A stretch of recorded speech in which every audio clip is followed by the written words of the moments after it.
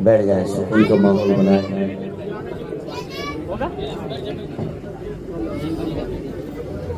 چند منٹ کے لیے چند باتیں سنیں اور دل کے کانوں کے ساتھ سنیں۔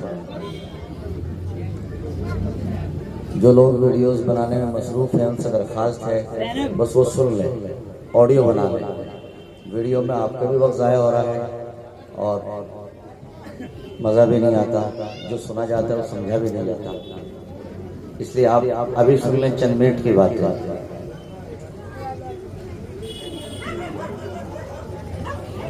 پیارے دوستو،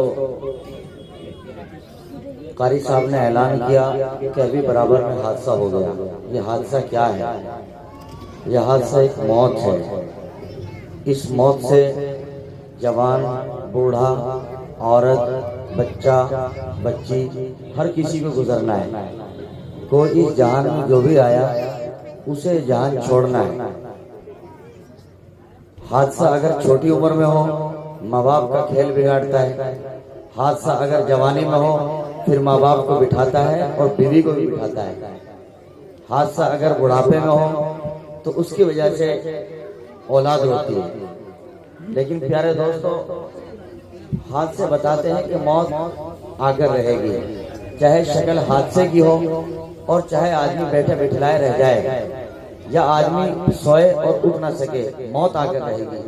اسی موت کی تیاری کے لیے یہ مدرسہ ہے، اسی موت کی تیاری کے لیے یہ بچوں کا حفظ قرآن پڑھنا ہے، اسی موت کی تیاری کے لیے میرا آپ کا اس جلسے میں شریک ہونا ہے۔ ہم سب کے سب کیوں بیٹھے ہیں؟ تاکہ ہمیں موت کا استحضار پیدا ہو جائے، موت کا دھیان اور خیال پیدا ہو جائے۔ میں ہوں، آپ ہوں یا پیچھے بیٹھے ہوئے مائیں بہنیں ہوں، وہ سب کے سب موت کی تیاری کرنا چاہتے ہیں۔ موت کی تیاری کیا ہے اس کو ذرا سمجھیں۔ موت کی تیاری یہ، ہم رب کو ایک مانیں، محبوب صلی اللہ علیہ وسلم کی لائی شریعت پر عمل کریں اور اللہ پاک نے جو نماز کا حکم دیا ہے اس نماز کو اہتمام کے ساتھ ادا کرتے رہیں۔ نماز اللہ پاک کا وہ ضابطہ ہے جس کے ذریعے آدمی کو ظاہری طور پر راحت بھی ملتی ہے اور آخرت کی موت کی سب سے بڑی تیاری بھی ہے۔ لہذا آج ہمارا حال یہ ہے، ہم طرح طرح کی باتوں پر یقین رکھتے ہیں، اعتماد رکھتے ہیں، لیکن اگر کوئی چیز یاد نہیں رہتی تو دوستو وہ نماز ہے، وہ نماز یاد نہیں رہتی۔ لیکن اگر بندہ موت کو یاد رکھے تو پھر اسے نماز بھی یاد رہے گی۔ اس لیے دوستو ہم نمازوں کی پابندی کریں۔ تیسرے نمبر پر ہم مال کمائیں لیکن حلال، ہم مال کمائیں لیکن حلال۔ کئی مرتبہ بندہ مال کماتا ہے، حرام کماتا ہے، اور آج کل تو نعوذ باللہ اس کی طرح طرح کی عجیب عجیب شکلیں آ رہی ہیں جو کہتے بھی شرم آتی ہے۔ کئی مرتبہ موبائل پر طرح طرح کے گیم اور طرح طرح کی ایپ لوڈ کیے جاتے ہیں اور اس میں آدمی کچھ وقتی طور پر پیسہ جھونکتا ہے، پیسہ لگاتا ہے اور وہ سستے جیسا نظام ہوتا ہے۔ کئی مرتبہ اچھی خاصی لاٹری لگتی ہے اور کئی مرتبہ کروڑوں کے نیچے آ جاتا ہے۔ یاد رکھو شریعت پاک نے اس کو حرام کہا ہے، حرام حرام حرام روزی کے نقصان کیا ہے اچھی طرح سمجھ لیں آپ اور اچھی طرح یاد کر لیں۔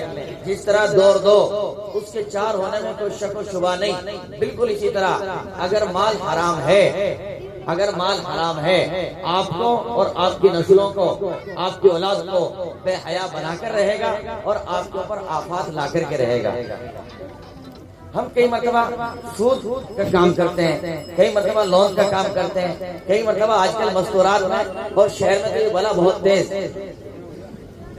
بندھن بینک، اس بندھن بینک نے گھروں کو اجاڑ دیا، معاف کرنا، اس بندھن بینک نے ہمارا ایمان چھین لیا، اس بندھن بینک نے بیٹیوں کو گھر سے نکال دیا، بہنوں کو گھر سے نکال دیا، وہ کس رنگے پہ جا رہی ہیں، عزت کھو رہی ہیں، اپنا وقار کھو رہی ہیں، اپنی زندگی کا کھیل بگاڑ رہی ہیں اور ساری عمر کے لیے وہ فاقہ مست اور ذلیل رہنا چاہتی ہیں۔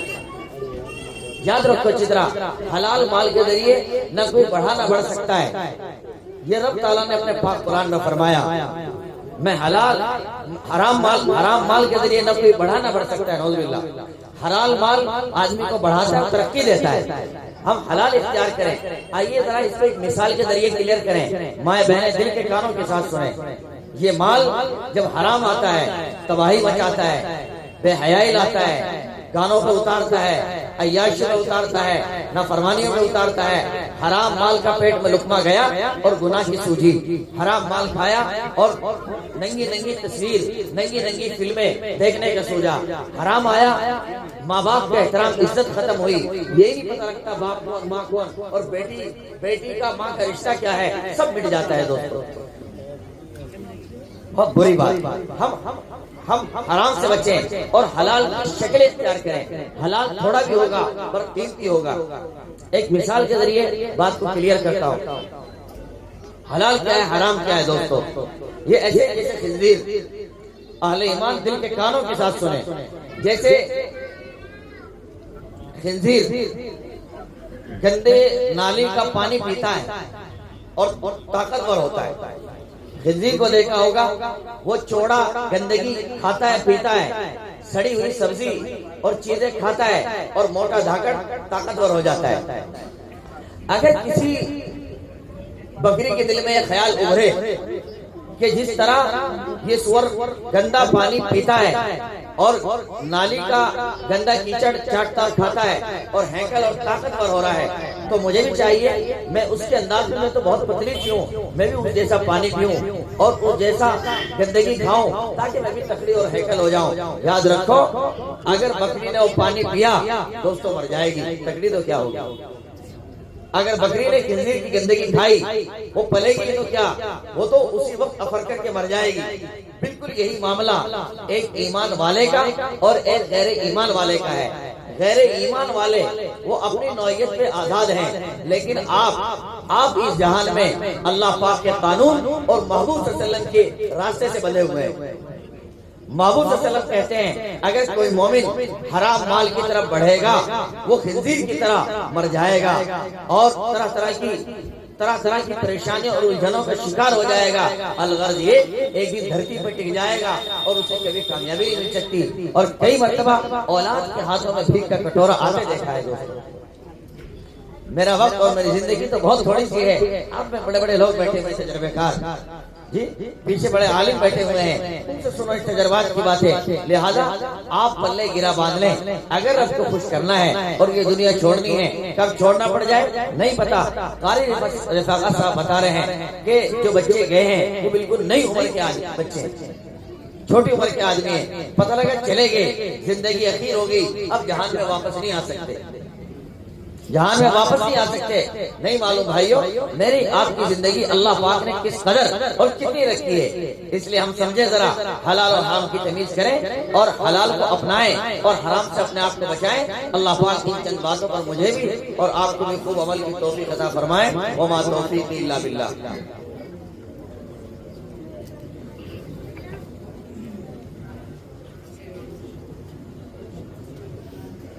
حضرات،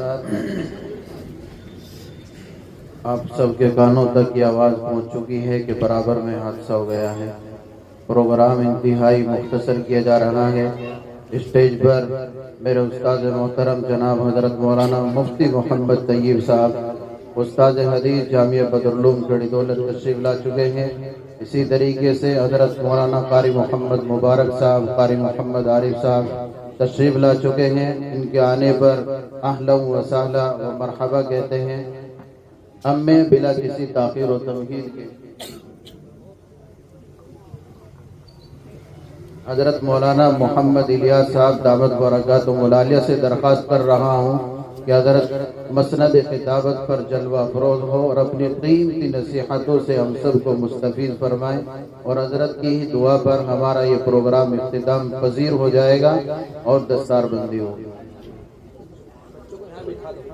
بچوں کو یہاں بٹھا دو، کون سے بچے یہاں جاؤ، کون سے بچے ہیں وہ یہاں آ جائے تاکہ وہ دیکھ لیں یہاں ان بچوں نے قرآن شریف کو پورا کر لیا، حافظ ہو گئے، چھوٹی عمر۔ جن بچوں کی دستار بندی ہونی ہے وہ اسٹیج پر تشریف لے آئیں، بچے بھی اور بچیاں بھی۔ بھائی زیادہ لمبی بات نہیں ہونے کی، دعا ہوگی، لیکن آپ حضرات بیٹھے رہیں، مفتی صاحب کو جانا بھی ہے، برا دستار بندی ہو جائے گی تاکہ حضرت کی بھی شرکت ہو جائے۔ کوئی نہیں جائے گا، سب سمجھدار ہیں۔ بس دعائیں भाई होगी, दो चार बातें होगी।